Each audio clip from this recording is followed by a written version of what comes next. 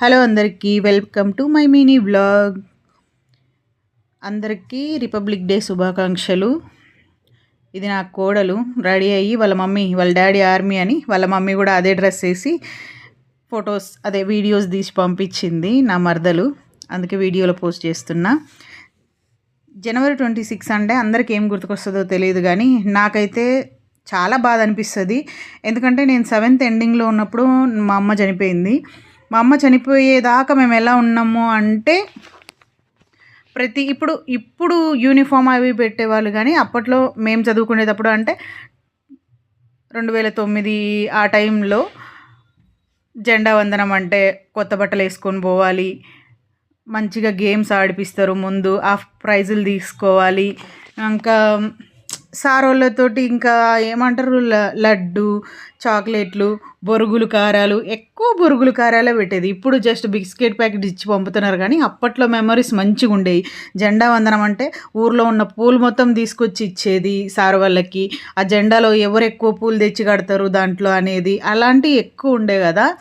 అయితే నేను 8th క్లాస్లో ఉన్నప్పుడు జనవరి 26 రోజు అందరం సివిల్ డ్రెస్లో వేసుకొని వచ్చినాం. అంటే యూనిఫామ్ వద్దు, ఆ రోజు సివిల్ డ్రెస్లు వేసుకొని రమ్మని సార్ వాళ్ళు చెప్పిండ్రు. సరే కదా అని అందరు సివిల్ డ్రెస్లు వేసుకొని వచ్చిండ్రు.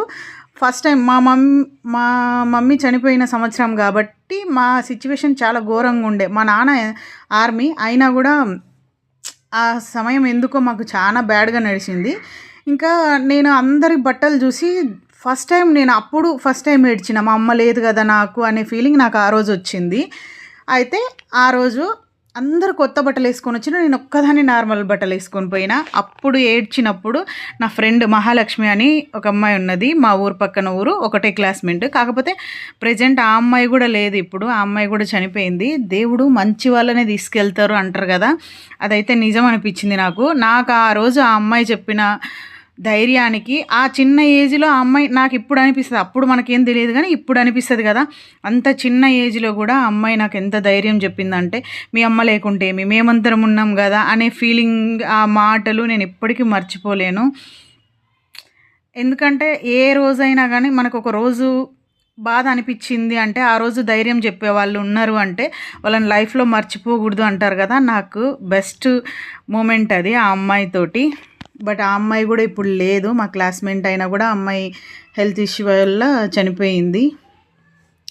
ఈ రిపబ్లిక్ డే రోజు అంటే నాకు అదే గుర్తుకొస్తుంది. అందుకనే నాకు ఈ జెండా వందనం ఇవన్నీ కాదు, కానీ ఆ రోజు గుర్తుకొస్తుంది కాబట్టి నేను ఎక్కువ ఈ రోజు ఎందుకో హ్యాపీగా ఉండలేను. వీడియో నచ్చితే సబ్స్క్రైబ్ చేసుకోండి.